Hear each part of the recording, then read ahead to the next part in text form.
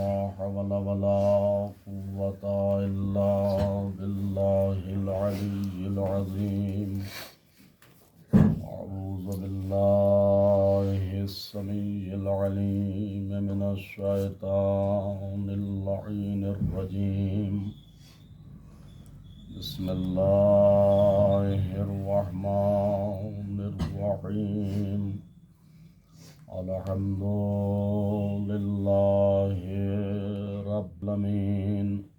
الصلاة والسلام على أشرف الأنبياء والمرسلين شفيع المذنبين ورحمة للعالمين الملقب بطه وياسين سيدنا ونبينا ومولانا أبي القاسم المحمد اللهم صل على محمد وآل محمد وعلى أهل بيته الطيبين الطاهرين المعصومين المظلومين المنتخبين المنتجبين الذين أذهب الله عنهم الرجس وطهرهم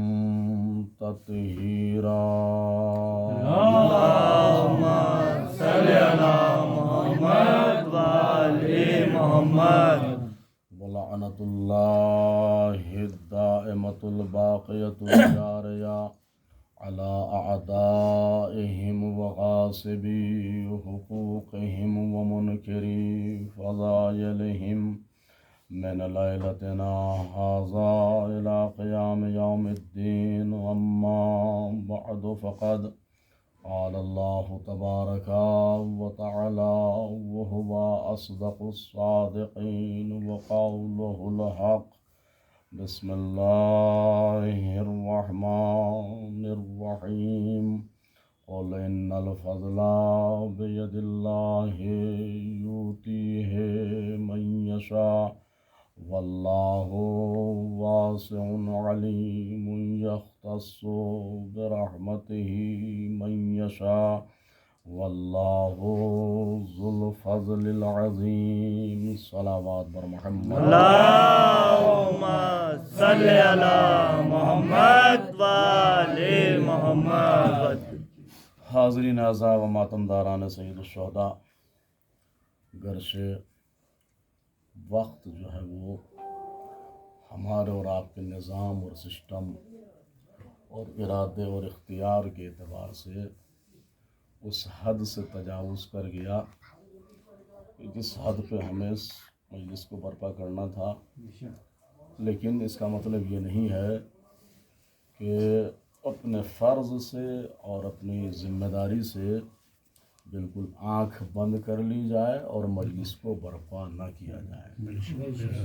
باہر کا وقت اگرچہ زیادہ ہو گیا لیکن انشاءاللہ پھر بھی کم سے کم اپنا فریضہ تو ہم ادا ضرور کریں.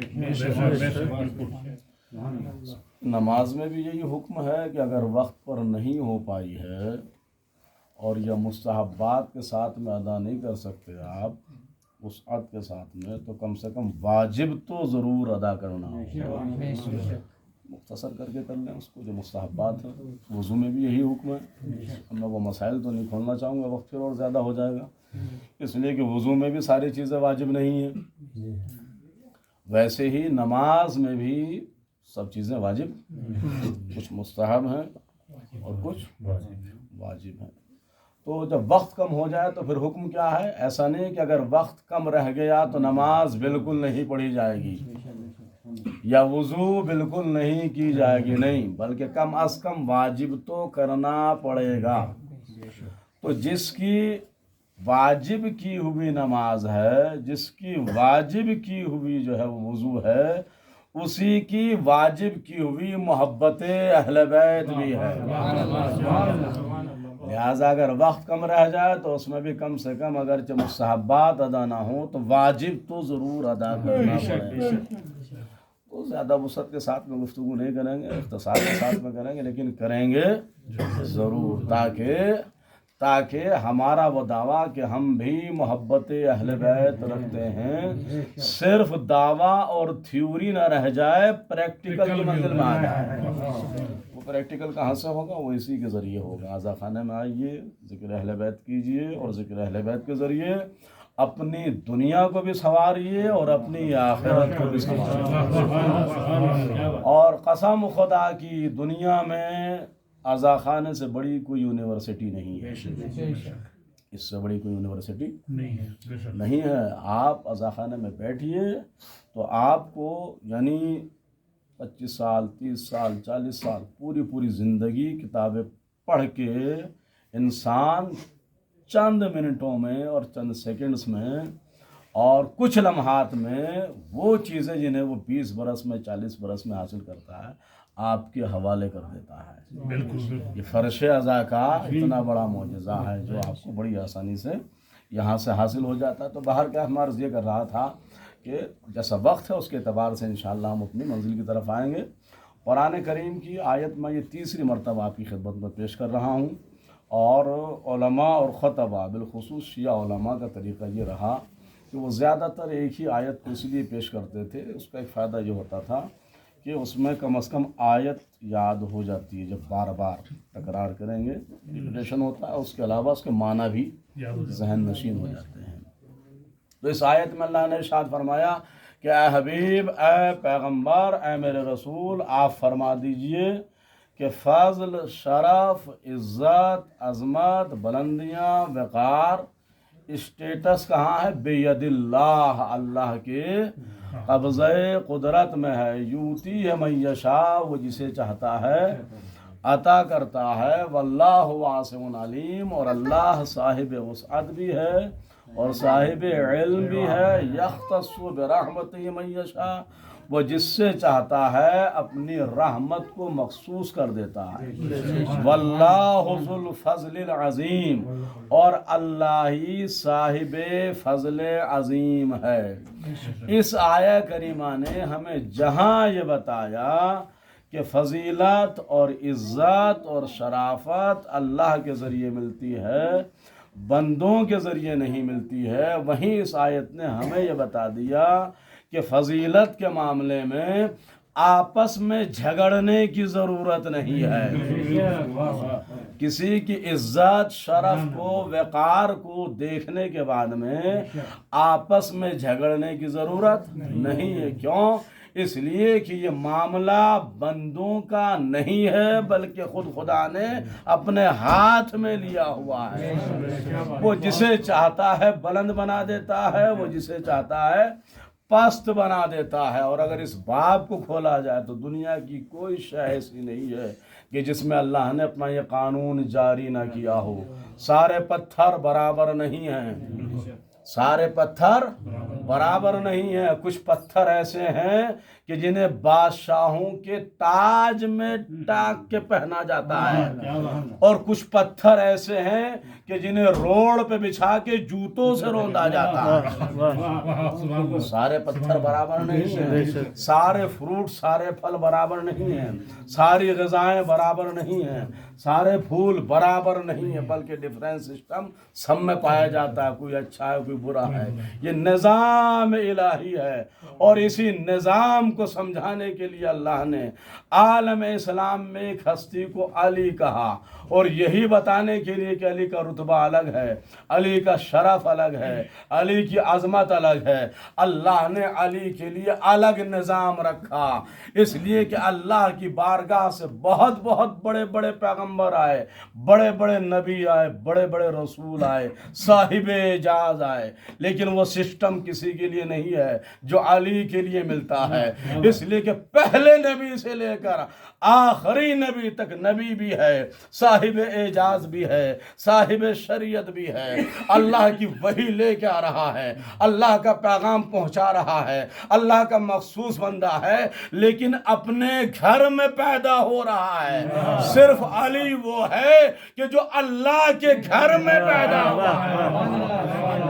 عالم اسلام نے اور ہی نہیں، کیا ہونا کیا چاہیے تھا بھئی؟ علی وصی ہے نا رسول اسلام کے، آخری پیغمبر کے خلیفہ ہیں نا، نائب ہیں، جانشین ہیں، یہ تو کوئی عقیدہ نہیں رکھتا کہ علی رسول اسلام سے بھی بڑے ہیں، یہ کوئی عقیدہ اگر رکھے بھی تو غلط ہو جائے گا عقیدہ اس کا۔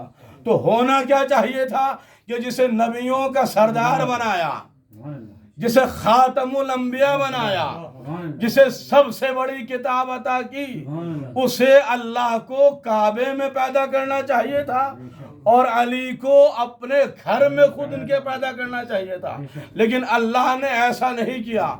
آخری پیغمبر کو خود آخری پیغمبر کے گھر میں پیدا کیا اور علی کو اپنے گھر میں پیدا کیا۔ اللہ کا کوئی بھی کام مصلحت سے باہر نہیں ہوتا۔ خدا جانتا تھا کہ محمد کے ماننے پر کسی کو آبجیکشن نہیں ہوگا، یہ کلمہ پڑھنے والے علی کے بارے میں آبجیکشن کریں گے، یہ کلمہ پڑھنے والے علی کے بارے میں اٹکیں گے، لہٰذا محمد کو خود ان کے اپنے گھر پیدا کیا اور علی کو اپنے گھر میں پیدا کر کے بتایا۔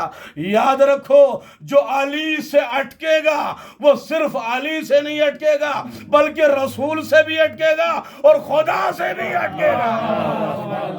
جو علی سے جلے گا وہ صرف علی سے نہیں جلے گا بلکہ رسول سے بھی جلے گا اور خدا سے بھی جلے گا، اس لیے کہ علی خود سے کعبے میں پیدا نہیں ہوئے بلکہ کس نے پیدا کیا ہے؟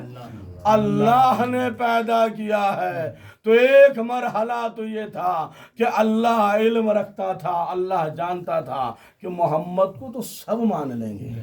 مانتے ہیں کہ نہیں مانتے ہیں؟ کوئی بھی فرقہ ہو، چاہے وہ بہت پرانا فرقہ ہو یا آج کے زمانے میں پیدا ہونے والا فرقہ ہو، آخری پیغمبر کو ماننے میں کسی کو کوئی جھجک نہیں ہے۔ جھجک ہے تو کس کے بارے میں ہے؟ صرف مولا علی کے بارے میں ہے۔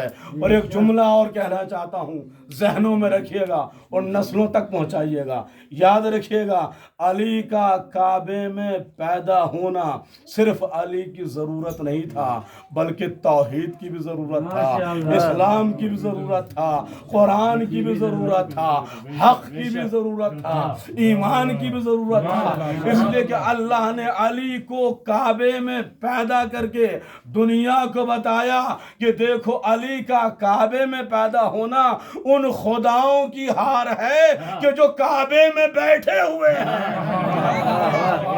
علی کا کعبے میں پیدا ہونا ان خداؤں کی، ان معبودوں کی ہار ہے کہ جو کعبے میں بیٹھے ہوئے ہیں۔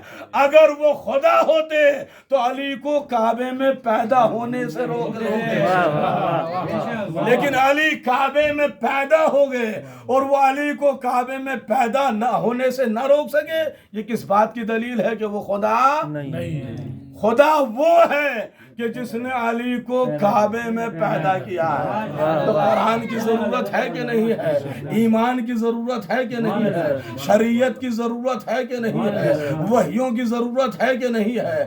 آخری پیغمبر کی ضرورت ہے کہ نہیں ہے؟ بس یہیں سے ایک جملہ اور نتیجہ دینا چاہتا ہوں، علی نے کعبے میں پیدا ہو کے کعبے میں رکھے ہوئے خداؤں کو ہرا کے بتایا کہ یہ خدا نہیں ہے، خدا کوئی اور ہے کہ جس نے مجھے کعبے میں پیدا کیا ہے۔ اب جملہ کہنا چاہ رہا ہوں، یہ خدا کون تھے؟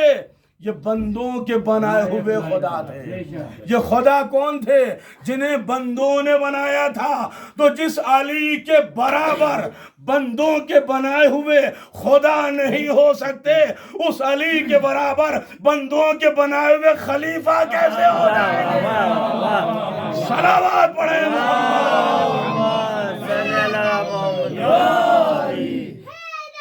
یا علی، اللہم صلی علی محمد و آل محمد۔ بات سمجھ میں آ گئی نا؟ مسئلہ بالکل کلیئر ہو گیا۔ اس لیے کہ وہ جو رکھے ہوئے تھے خانہ کعبہ میں وہ کیا تھے؟ خدا تھے، خدا۔ جب بندوں کے بنائے ہوئے خدا، ہم نہیں مانتے، آپ نہیں مانتے، عالم اسلام نہیں مانتا، جنہوں نے رکھا تھا وہ تو خدا مانتے تھے نا۔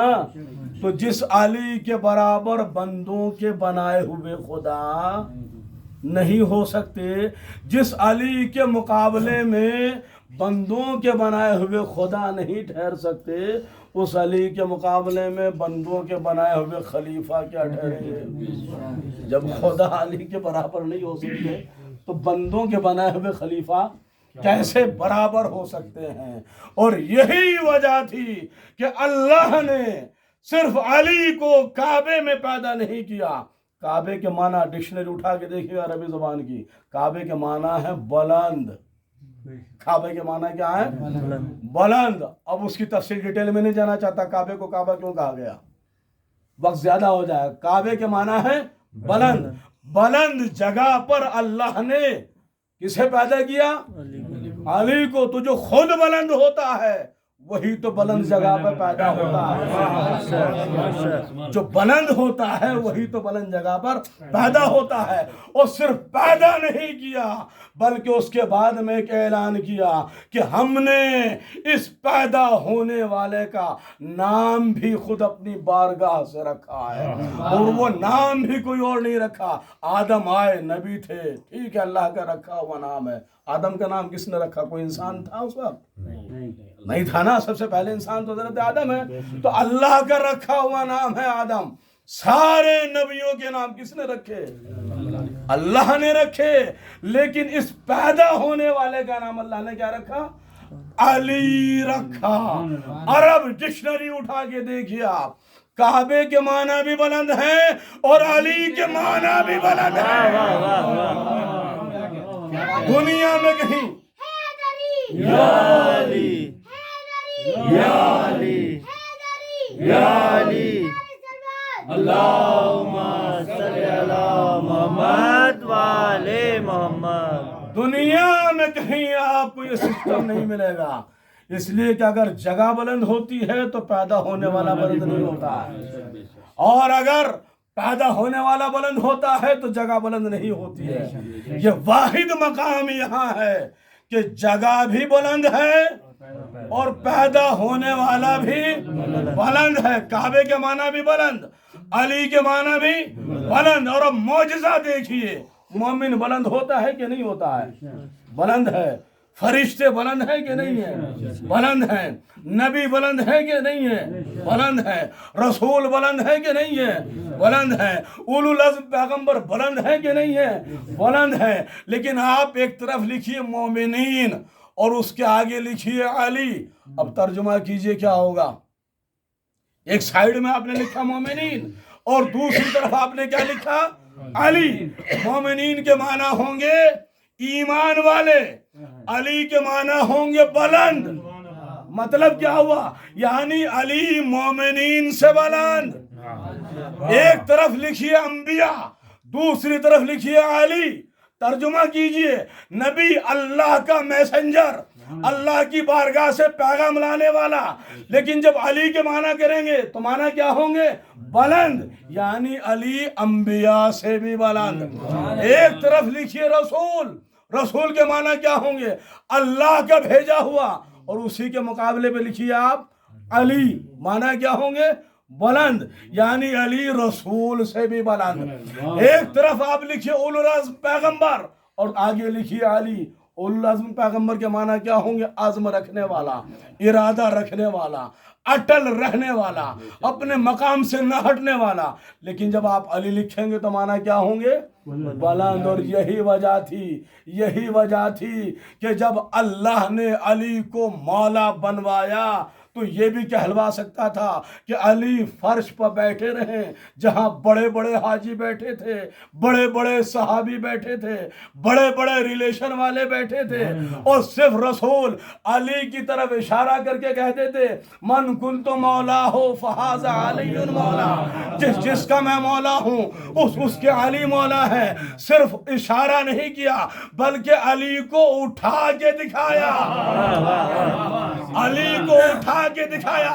شاید سمجھے نہیں بھائی، دنیا کا سب سے بلند مجمع ہے حاجیوں کا مجمع، اور اس حاجیوں کے مجمع میں سب سے بلند جگہ ہے منبر رسول، اور اس منبر پر سب سے بلند شخصیت ہے محمد مصطفیٰ، اور اس محمد کے صلی اللہ محمد والے محمد، مل جل کے के सलावत पढ़े मोहम्मद अल्लाहुम्मा सल्ली अला मोहम्मद वाले मोहम्मद। दुनिया का सबसे बुलंद मजमा है हाजियों का मजमा, नमाजियों का मजमा, मोमिनीन का मजमा।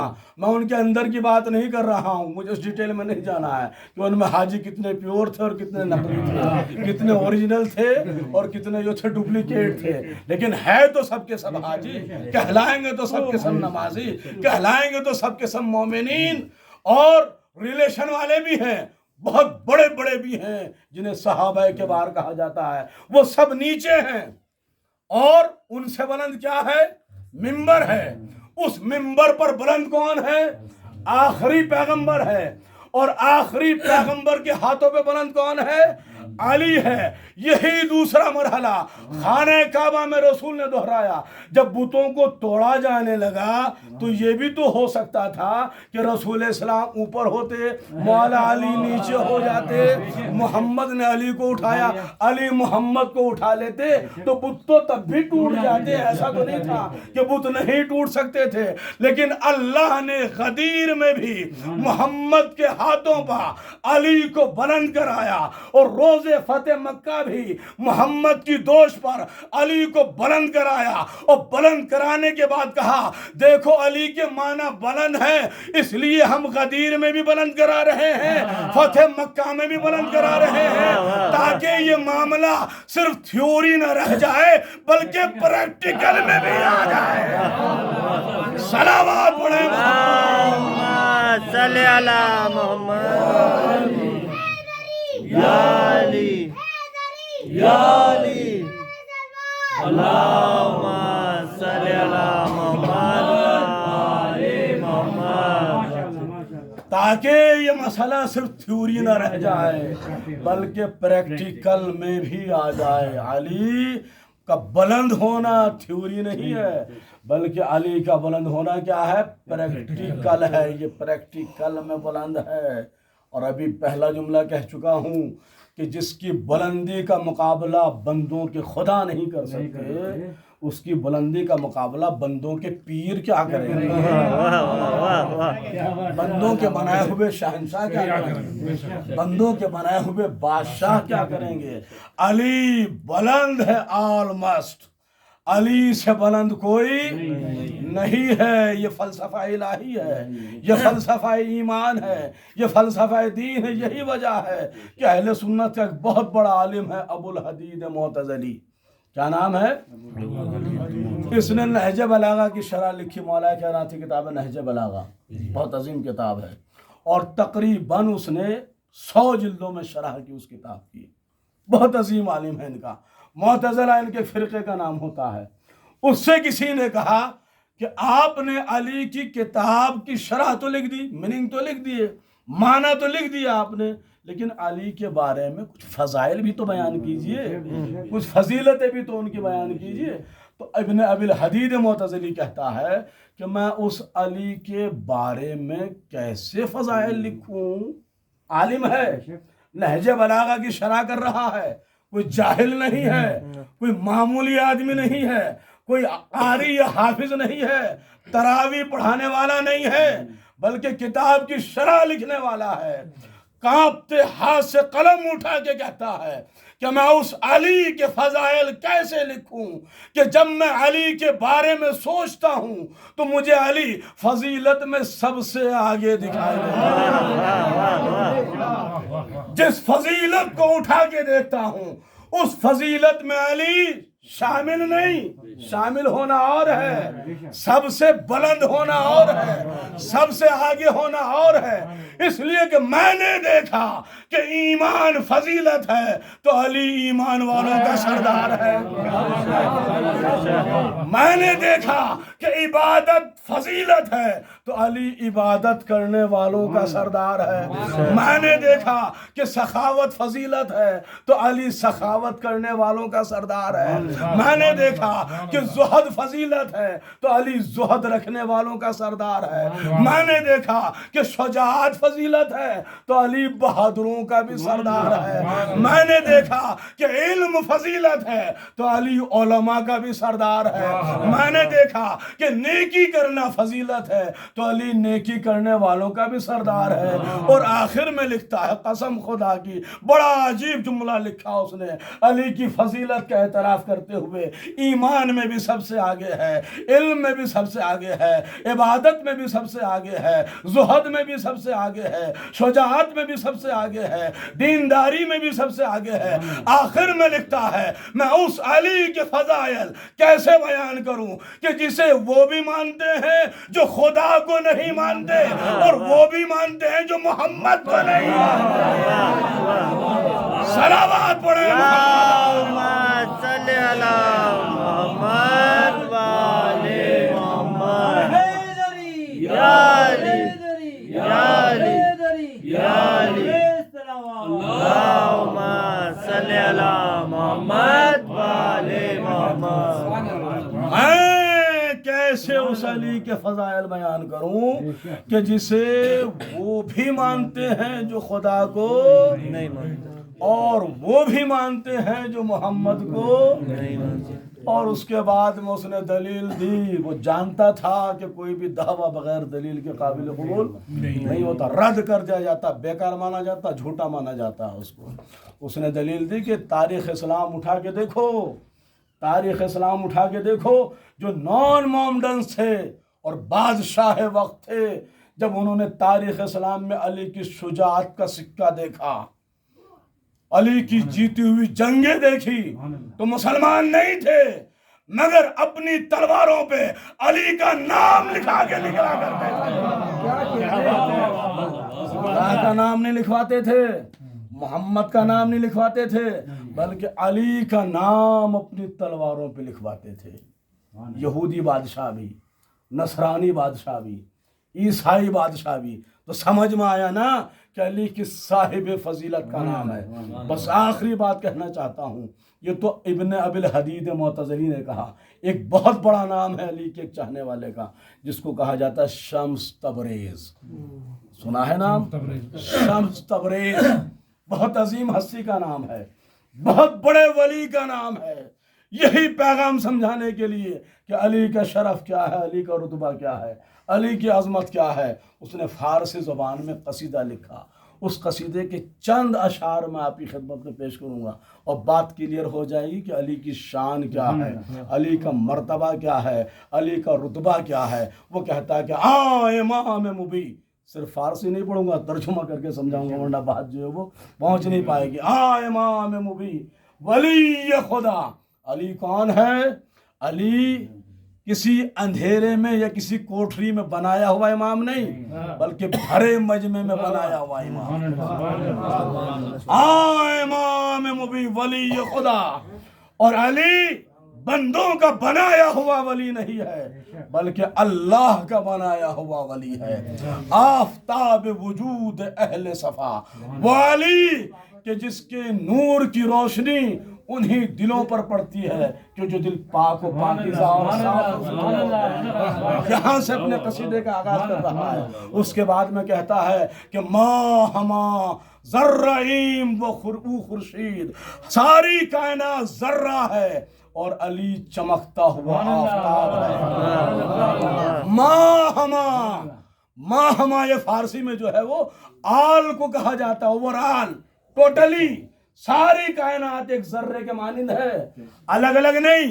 ساری دنیا کو ایک جگہ رکھ دیجئے تو ایک ذرے کی طرح ہے، اور مولا علی کو لائیے تو مولا علی تنہا ایک سورج کی طرح ہے. ماں ہما قطرہم و دریا، ساری کائنات ایک قطرے کی طرح ہے اور علی تنہا ایک دریا کی طرح. اور اس کے بعد میں کہتا ہے گر تولا کنی بحیدر کن، گر تولا کنی بحیدر کن تابرندت بجلدت الماوا. اگر کسی سے محبت کرنا چاہتا ہے تو صرف علی سے کر، اس لیے کہ علی سے محبت کرے گا تو علی کی محبت تجھے جنت میں لے کے جائے گا. یعنی علی سے محبت کرنا علی کے فیور میں نہیں ہے، خود تیرے اپنے فیور میں ہے، خود تیرا اپنا فائدہ ہے۔ اور پھر کہتا ہے بے ولائے علی بحق خدا نہ نہد در بہشت آدم پا۔ اگر محبت کرنا ہے تو علی سے کر تاکہ تو جنت میں چلا جائے۔ اور یاد رکھ علی کی محبت کے بغیر تیری کیا اوقات ہے، تیرا باپ آدم بھی جنت میں نہیں جا سکے گا۔ صلوات پڑھے محمد صلی اللہ محمد والے محمد۔ بے ولائے علی بحق خدا، علی کی محبت کے بغیر خدا کی قسم نہ نہد در بہشت آدم پا، آدم بھی جنت میں نہیں جا سکتا۔ تو آدم تو نبی ہے نا بھائی، ابو البشر ہے نا، آدم کو کلمہ پڑھنے کی ضرورت تو نہیں ہے۔ نبی کلمہ پڑھنے نہیں آتا، پڑھانے آتا ہے۔ نبی کی ڈیوٹی ہے کلمہ پڑھانا۔ تو جو نبی ہے کلمہ پڑھانے آتا ہے وہ علی کے برابر نہیں ہو سکتا۔ جو 40 سال تک بتوں کو پوجتے رہے ہوں وہ علی کے برابر کیسے ہو سکتے ہیں؟ جنہیں کلمہ پڑھنے کی ضرورت پڑی ہو اور کلمہ پڑھنے سے پہلے بتوں کو سجدہ کرتے رہے ہوں وہ علی کے برابر یا علی سے بلند یا علی سے اعلیٰ کیسے ہو سکتے ہیں؟ قطعا نہیں ہو سکتے۔ ذات مخصوص کا نام علی ہے اور ہونا بھی یہی چاہیے، اس لیے کہ عقل یہی کہتی ہے، سماج، کلچر، معاشرہ، نیچر، فطرت یہی کہتا ہے کہ بلند مقام پر بلند انسان کی جگہ پر بلند ہی کو آنا چاہیے، کسی پست کو نہیں آنا چاہیے، ورنہ نظام خراب ہو جائے گا، معاملات بیکار ہو جائیں گے۔ اگر آپ کسی اسکول میں ٹیچر کو پرنسپل کی جگہ بٹھا دیں تو اسکول کا کیا عالم ہوگا؟ اچھا رہے گا کہ خراب رہے گا؟ اچھا ٹیچر کو بھی نہ بٹھائیے، آپ چپراسی کو بٹھا دیجئے۔ پرنسپل کی سیٹ پر آپ نے کسے بٹھایا؟ چپراسی کو بٹھایا، تو اسکول چلے گا کہ ٹھپ ہو جائے گا؟ بس یہی ہم کہنا چاہتے ہیں۔ مسلمان کہتے ہیں صحابہ غلام رسول ہیں، صحابہ رسول کے نوکر ہیں، تو بھائی نوکر کی ڈیوٹی دروازے پہ کھڑا ہونا ہوتا ہے، نبی کی جگہ پہ بیٹھنا نہیں۔ نوکر کا مقام وہ ہے، نوکر کی جگہ وہ ہے کہ وہ دروازے پہ کھڑا ہوتا ہے، رسول کی مسند پہ بیٹھنے کا حقدار نہیں ہوتا۔ اگر بٹھا دو گے تو پھر وہی ہوگا کہ اسکول میں اگر پرنسپل کی سیٹ پر چپراسی کو بٹھا دیا تو انجام برا ہی ہوگا، اور وہی ہوا۔ خدا کی قسم اگر درمیان میں اہل بیت نہ ہوں تو اسلام ختم ہو جائے، تباہ ہو جائے، برباد ہو جائے۔ کہ عالم اسلام کے پاس اسلام ہے؟ اگر اسلام ہوتا تو نبی کو یہ نہ کہنا پڑتا کہ 72 جہنم میں جائیں گے۔ اسلام نہ ہونے کی دلیل ان کے پاس یہی ہے کہ جو 72 طریقے کے ہو جائیں گے یہ نجات یافتہ نہیں ہوں گے۔ نجات یافتہ صرف ایک ہوگا۔ وہ نجات یافتہ کون ہوگا؟ اسے آسان کر دیتا ہوں۔ بالکل 2 حدیث رسول السلام نے متفق علیہ فرمائی، اہل سنت نے بھی لکھا۔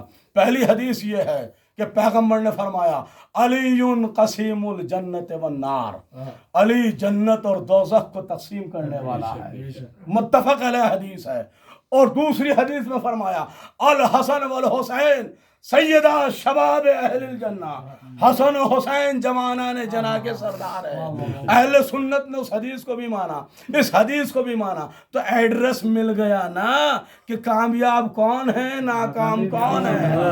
اگر یہ دیکھنا ہے کون جنت میں جانے والا ہے تو یہ دیکھ لینا کہ علی کی طرف کون ہے، حسن کی طرف کون ہے، حسین کی طرف کون ہے۔ جو علی کی طرف آ جائے گا وہ نجات پا جائے گا، جو حسن کی طرف آئے گا وہ نجات پا جائے گا، جو حسین کی طرف آئے گا وہ نجات پا جائے گا۔ جو انہیں چھوڑ دے گا کچھ بھی ہو جائے لیکن نجات نہیں پا سکے گا. یہاں تک کہ پیغمبر نے فرمایا کہ جس کے دل میں علی کی محبت نہیں ہوگی، لاکھ سجدے کرے، لاکھ نمازیں پڑھے، لاکھ صدقہ و خیرات لٹائے، لیکن علی کی دشمنی کے ساتھ اگر روز محشر حاضر ہوگا تو جنت میں جانا تو بہت دور، جنت کی خوشبو بھی نہیں سونگھ پائے گا.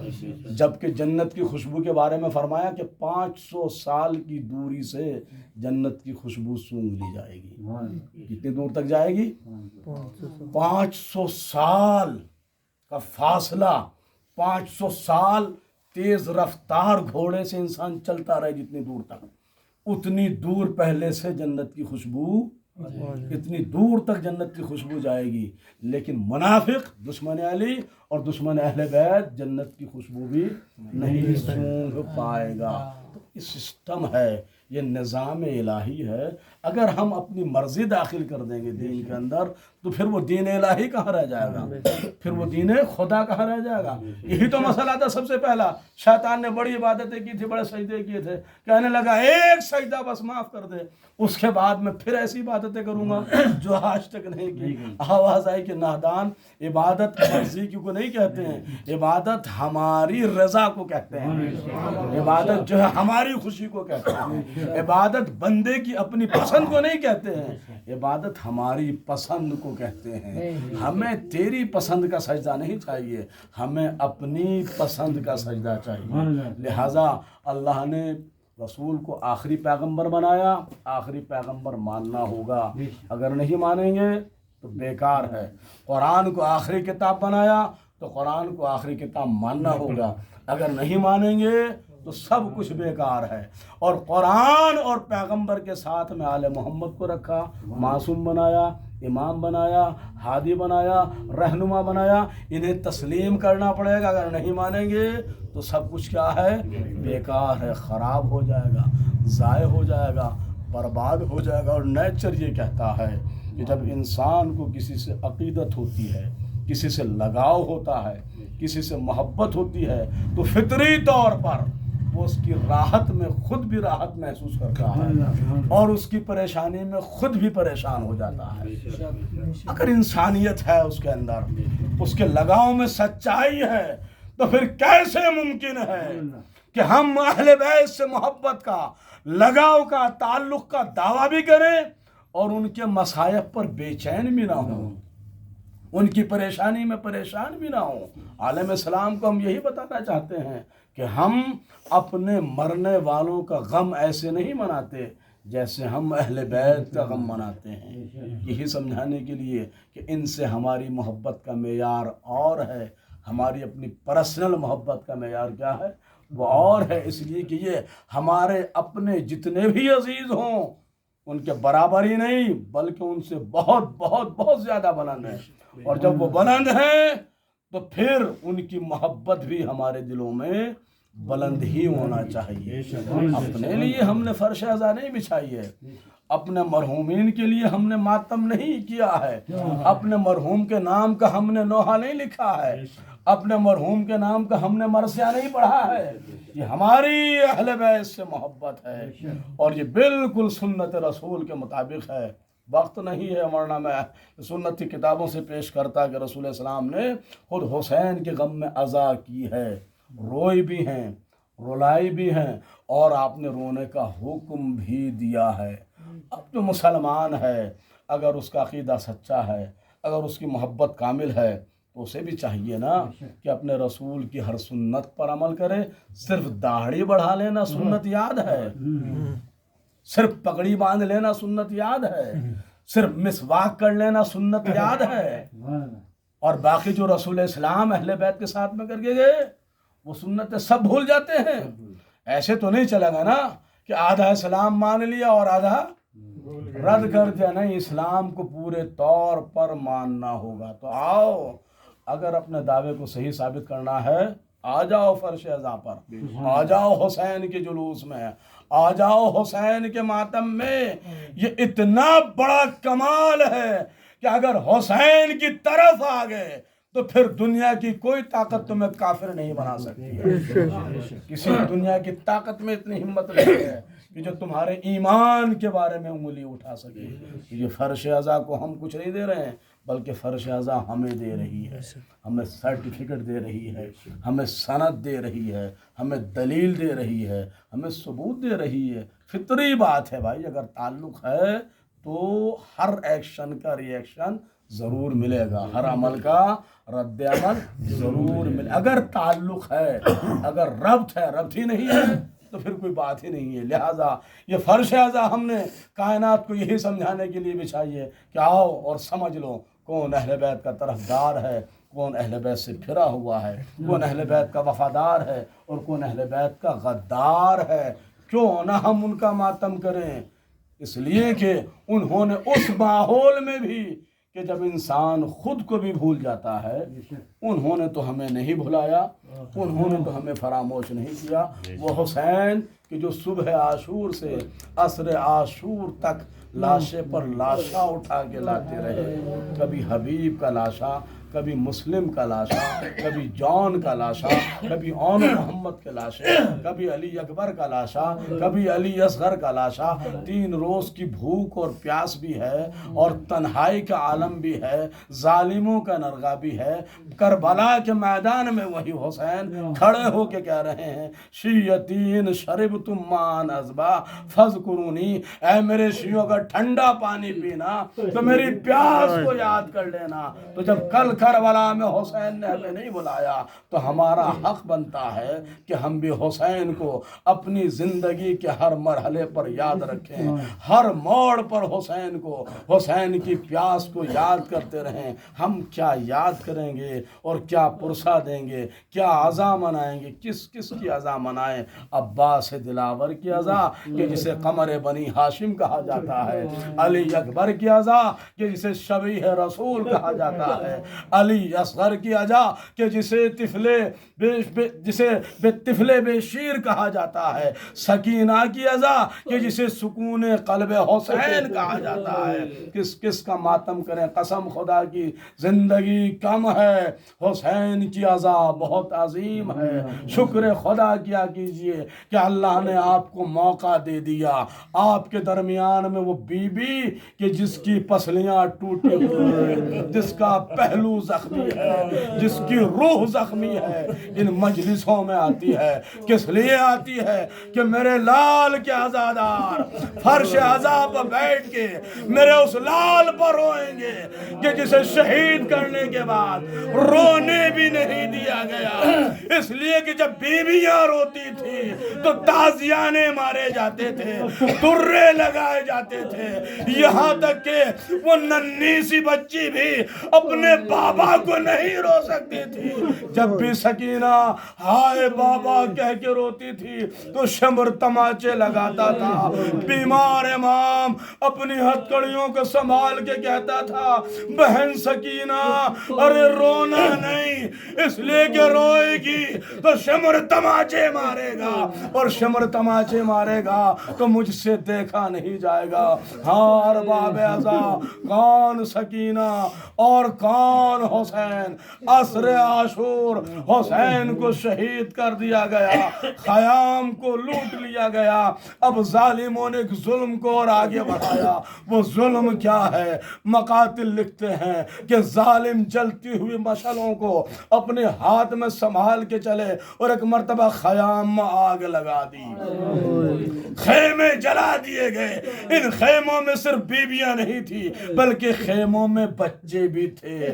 بچے سہم جاتے ہیں نا، بچے ڈر جاتے ہیں نا. خیام جلا دیے گئے. خیموں کے جلنے کا اثر کیا ہوا؟ تو مقاتل نے لکھا کہ جس بچے کو جہاں کا راستہ ملا وہ ادھر کربلا کے میدان میں نکل گیا. شہزادی زینب نے پہلے ایک ایک بیوی کو جمع کیا، جب ساری بیویوں کو جمع کر لیا تو پھر بچوں کو جمع کرنا شروع کیا. سب بچے تو مل گئے لیکن زینب کو یہی سکینہ نہیں ملی. ایک ایک مرتبہ شہزادی ام کلثوم کو بلایا، بہن ام کلثوم سب بچے موجود ہیں لیکن میرے ماجائے حسین کی سکینہ بچوں میں نظر نہیں آ رہی ہے، آؤ چلو چل کے تلاش کرتے ہیں کہ سکینہ کدھر ہے۔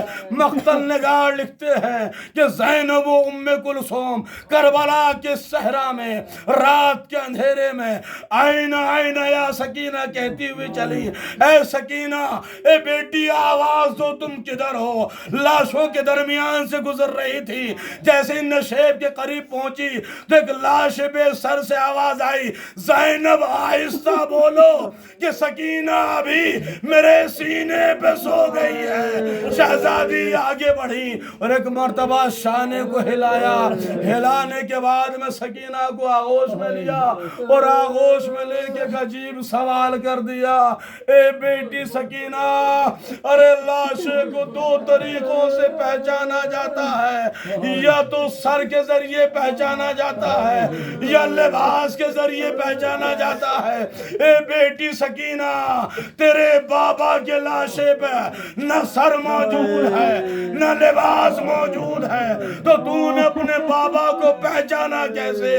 فرمایا پھوپھی اماں، ارے جب خیموں میں آگ لگی تو میں چلا رہی تھی، ہائے بابا میرے گوشوارے چھین لیے گئے، میری چادر چھین لی گئی، اے بابا خیموں میں آگ لگا دی گئی۔ جب میں یہ نوحہ پڑتی ہوئی لاشوں کے درمیان سے نکل رہی تھی تو اسی لاش سے آواز آئی تھی، الیہ الیہ سکینہ، اے سکینہ میرے قریب آ جا۔ ہار باب ازا، آپ کی آوازیں بلند ہو گئی، خداوند عالم آپ کو زیادہ سے زیادہ پرسہ پیش کرنے کی توفیق عنایت فرمائے، شہزادی زہرا آپ کے عشقوں کو قبول فرمائے اور زیادہ سے زیادہ غم اہل بیت میں وقت صرف کرنے کی آپ کو توفیق عنایت فرمائے، آپ کے گھروں کو آباد رکھے، آپ کی پریشانیوں کو دور کرے، آپ کی حاجتوں کو روا کرے۔ سکینہ کون سکینہ؟ وہی سکینہ کہ بڑوں کے گلے میں بھی رسی ہے، سکینہ کے گلے میں بھی رسی ہے، لیکن وہی سکینہ ہے کہ تاریخ نے لکھا، کہ تاریخ لکھتی ہے سکینہ کے علاوہ اور بھی بچے تھے کہ جنہیں اسیر کر کے کوفہ لے جایا جا رہا تھا۔ جانے کتنے بچے اونٹوں سے گر گر کے وہیں پر تمام ہو گئے۔ انہیں گرنے والوں میں یہ حسین کی لاڈلی سکینہ بھی تھی۔ مقتل نگار لکھتے ہیں کہ ایک مرحلہ ایسا بھی آیا کہ ایک مقام پر پہنچ کر وہ نیزہ جس پر سر حسین بلند تھا وہ نیزہ زمین میں گڑ گیا، کوشش کی گئی کہ نیزے کو اٹھایا جائے لیکن نیزہ اٹھتا نہیں ہے۔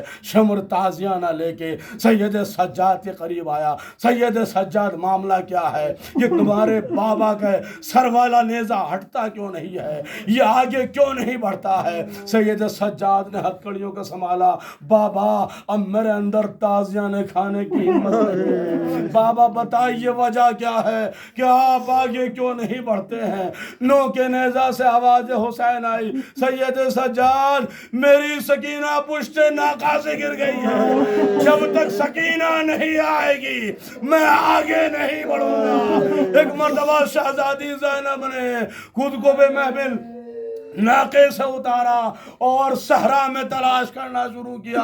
پھر وہی شام غریبہ کا منظر ہے، آئین آئین یا سکینہ، آئین آئین یا سکینہ، آئین آئین یا سکینہ۔ لیکن وہ رات کا وقت تھا، یہ دن کی روشنی ہے۔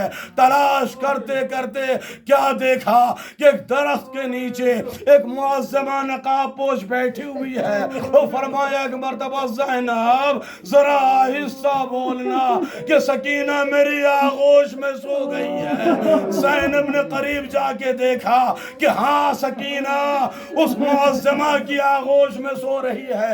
ایک مرتبہ سر کو جھکا کے کہا، بی بی آپ کا بڑا احسان ہے کہ آپ نے اس بچی کو پیار دیا، آپ نے اس بچی کو اپنی آغوش میں سلایا، اس لیے کہ یہ بڑی مظلومہ بچی ہے۔ جب سے اس کا بابا شہید ہوا اسے تماچے مارے گئے، اسے درے لگائے گئے، اسے تازیانے مارے گئے، اس کے گوشوارے چھینے گئے، اسے پانی تک نہ پلایا گیا۔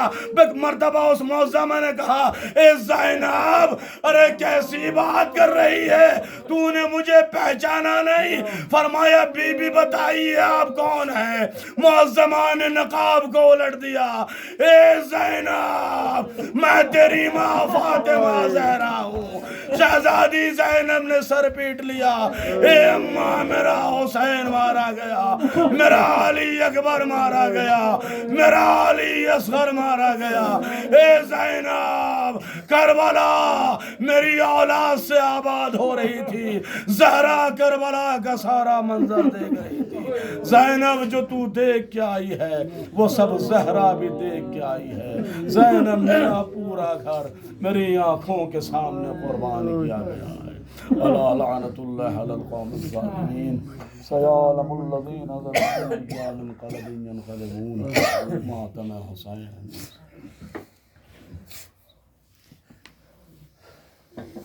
غریب وطن اس کو ہے نیمو، غریب وطن اس کو ہے نیمو،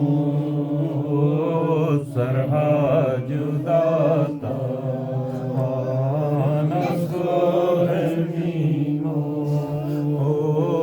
سرحا جدا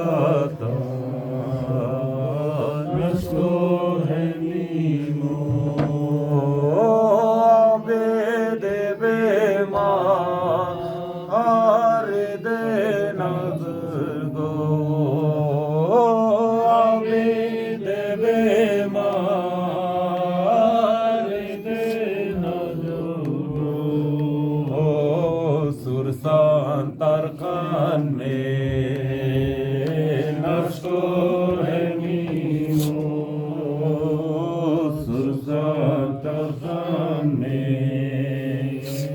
نشکر ہے نیمو، یار لشیخا اور نغاق سے میکا،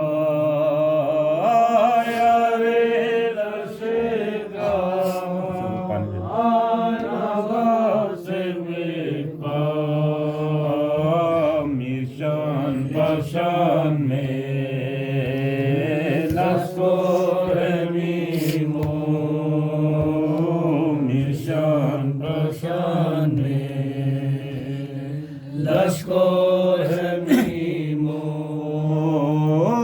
رنچا سکیلا آیا جانے میں نیو، رنچا سکیلا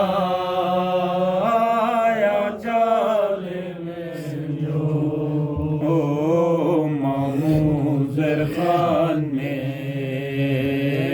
لشکر ہے نیمو،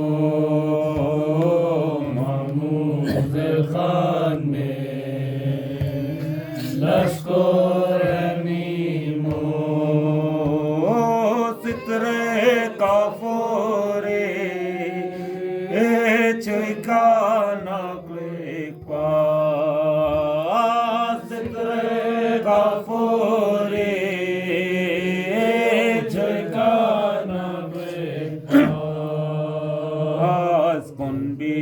کفن میں نشکر ہے نیمو،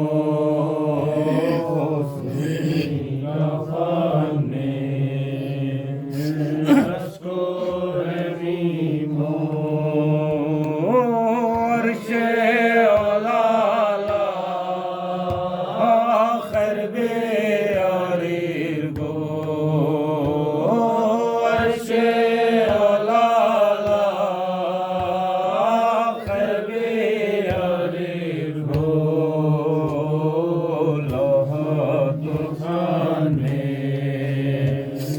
لشکر میمو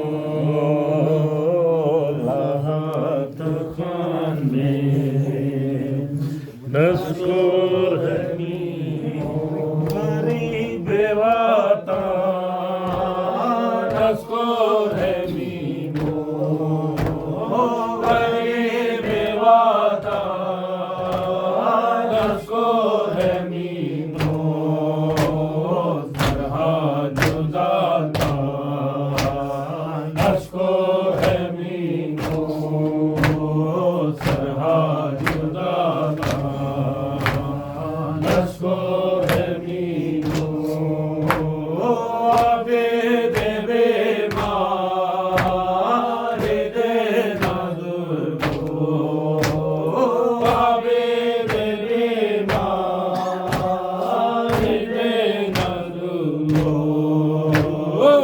سزان بخان میں لشکر میمو سزان بخان میں لشکر میمو یار رشکار نگات میں کا یار رشکار نگات میں کا جان پرشان میں لشکر میمو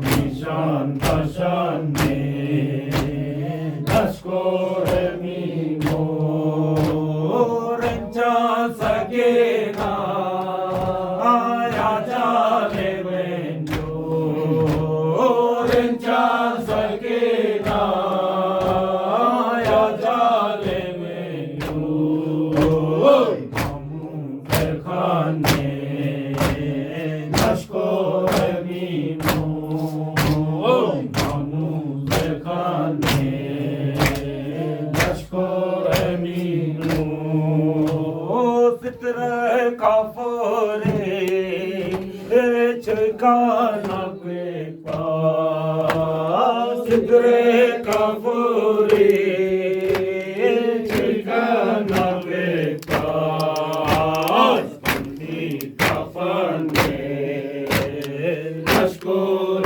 میمو بندی کفن میں لشکر میمو عرش علالا خیب یاری کو عرش علالا خیب یاری کو بہادر خان میں لشکر میمو بہادر خان میں لشکر میمو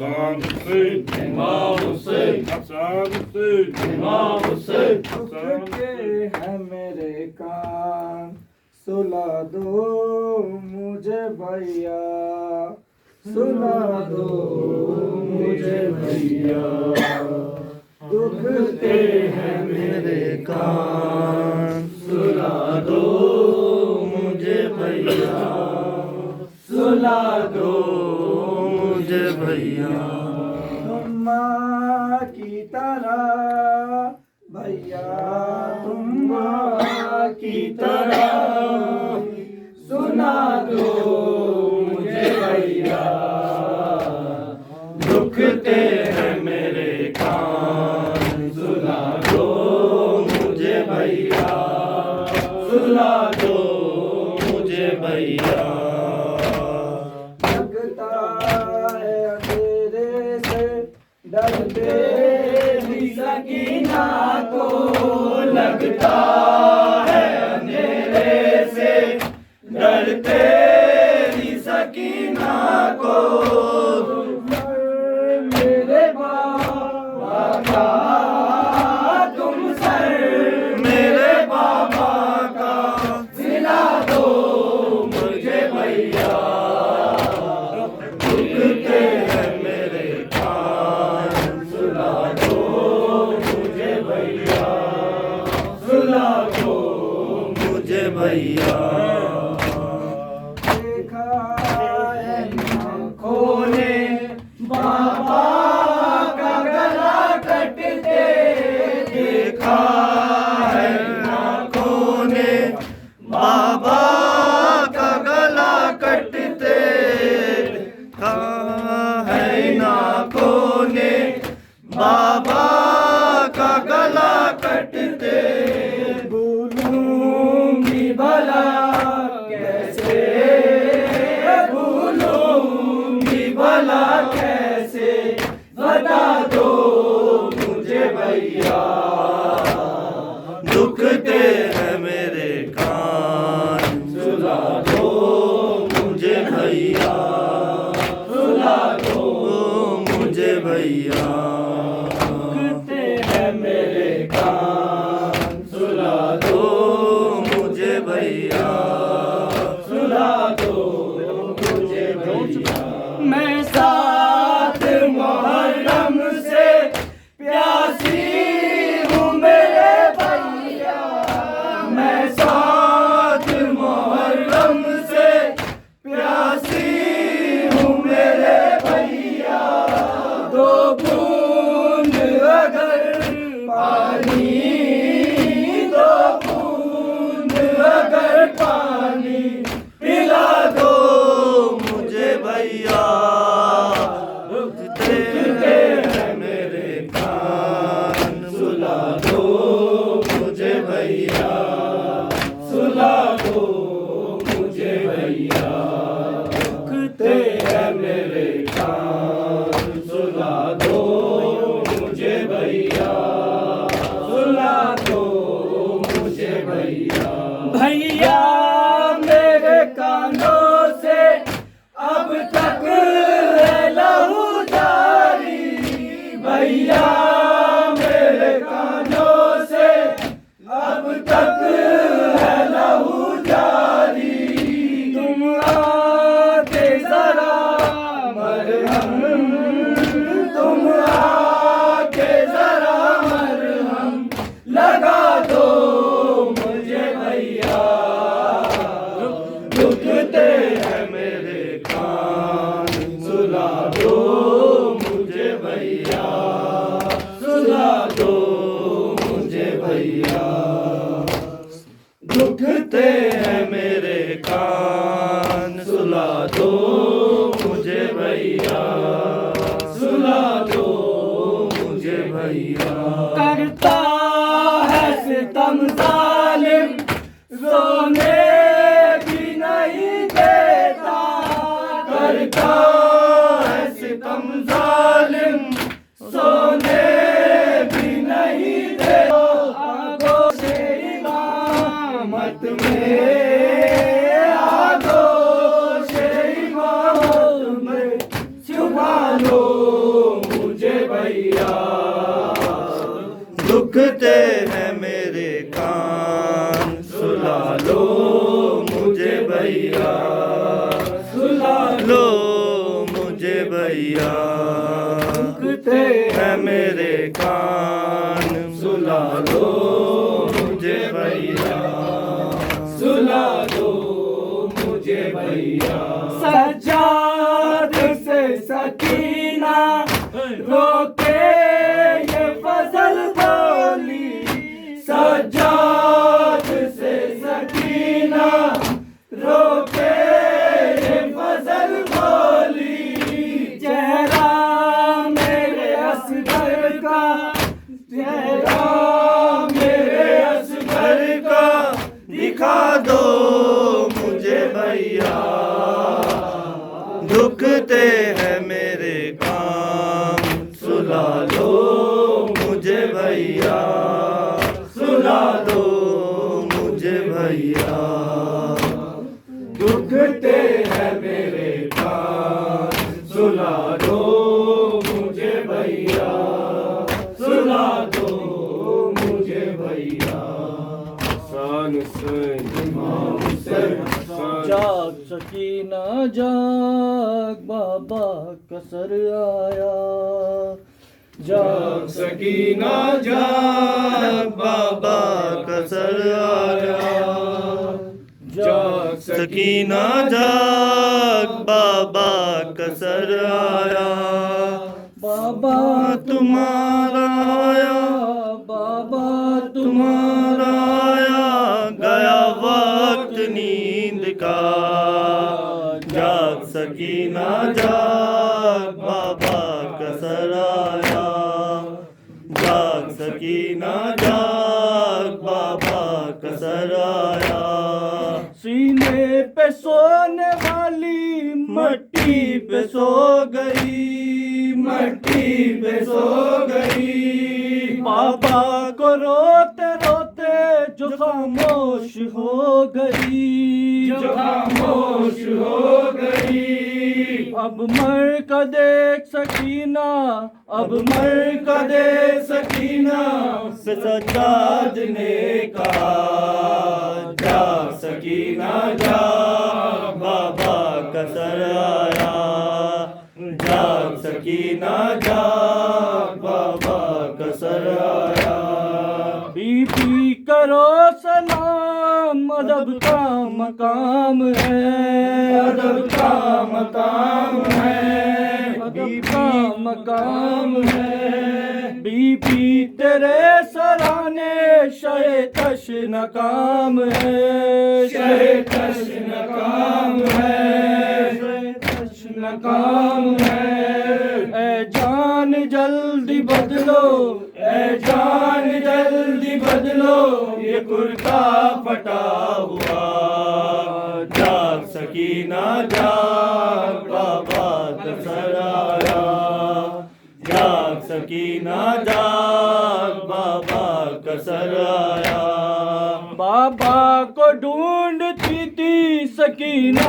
اٹھو اٹھو سکینہ اٹھو اٹھو راتوں کو جاگتی تھی سکینہ اٹھو اٹھو سکینہ اٹھو اٹھو لو آ گئے ہیں بابا لو آ گئے ہیں بابا اے جان جاگ جا جاگ سکینہ جاگ بابا کا سر آیا جاگ سکینہ جاگ بابا کا سر آیا بابا کے پاس سونا نہ سونا زمین پر نہ سونا زمین پر رکھو لبوں کو لب پر سبھی کو زمین پر سبھی کو زمین پر آدھا کے گڑ کیوں کا آدھا کے گڑ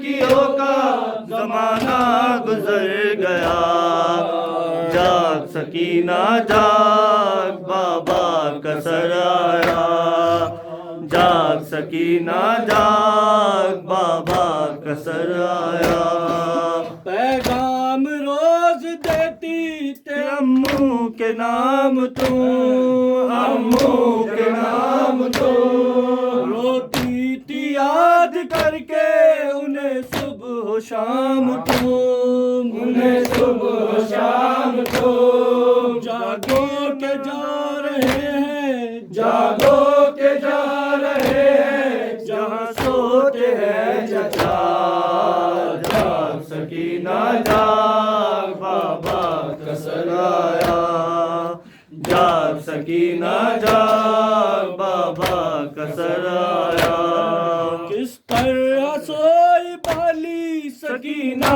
نہ پوچھئے سکینہ نہ پوچھئے رنجو علم سے پڑتا ہے سینہ نہ پوچھئے سینہ نہ پوچھئے سینہ نہ پوچھئے جاگی نہ پھر کبھی وہ جاگی نہ پھر کبھی وہ بہت مان دی صدا جاگ سکینہ جاگ بابا کا سر آیا جاگ سکینہ جاگ بابا کا سر آیا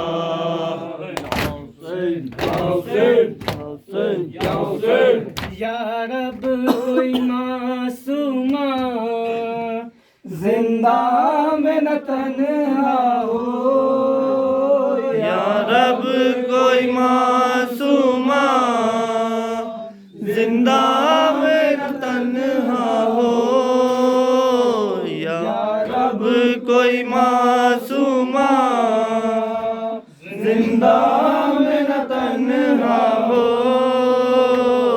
یا رب کوئی معصومہ زندہ میں نہ تنہا ہو، یا رب کوئی معصومہ زندہ میں نہ تنہا ہو، یا رب کوئی معصومہ زندہ میں نہ تنہا ہو، پابند نہ ہوا ہے، ہائے پابند نہ ہوا ہے، رونے پہ نہ پیدا ہو، یا رب کوئی معصومہ زندہ میں نہ تنہا ہو، یا رب کوئی معصومہ زندہ میں نہ تنہا ہو، تھی جس کو نیند آتی شبیر کے سینے پر، تھی جس کو نیند آتی شبیر کے سینے پر، زندہ در زندہ ہے، زندہ در زندہ اس کے لیے قضا ہو، یا رب کوئی معصومہ زندہ میں نہ تنہا ہو، یا رب کوئی معصومہ زندہ میں نہ تنہا ہو، زندانوں سے آتی تھی آواز چکنے کی، زندانوں سے آتی تھی آواز چکنے کی، جیسے کہ سکینہ کو، ہر جیسے کہ سکینہ کو ہر زندان رو رہا ہے، یا رب کوئی معصومہ زندہ میں نہ تنہا ہو، یا رب کوئی معصومہ زندہ میں نہ تنہا ہو، ٹکرائے نہ وہ کیوں کر زندہ کی دیواروں سے، ٹکرائے نہ وہ کیوں کر زندہ کی دیواروں سے، بھائی سے اور پھوپھی سے، ہر بھائی سے اور پھوپھی سے کس کو جدا کیا ہو، یا رب کوئی معصومہ زندہ میں نہ تنہا ہو، یا رب کوئی معصومہ زندہ میں نہ تنہا ہو، زندانوں میں اے نظفی یاد آئی سکینہ کی، زندانوں میں اے نظفی یاد آئی سکینہ کی، دل رو رو کہہ رہا ہے، ہائے دل رو رو کہہ رہا ہے، اب نہ اجالا ہو، یا رب کوئی معصومہ زندہ میں نہ تنہا ہو، یا رب کوئی معصومہ زندہ میں نہ تنہا ہو، یا حسین یا حسین یا حسین یا حسین یا حسین یا حسین یا حسین یا حسین یا حسین یا حسین یا حسین یا حسین یا حسین یا حسین یا حسین یا حسین یا حسین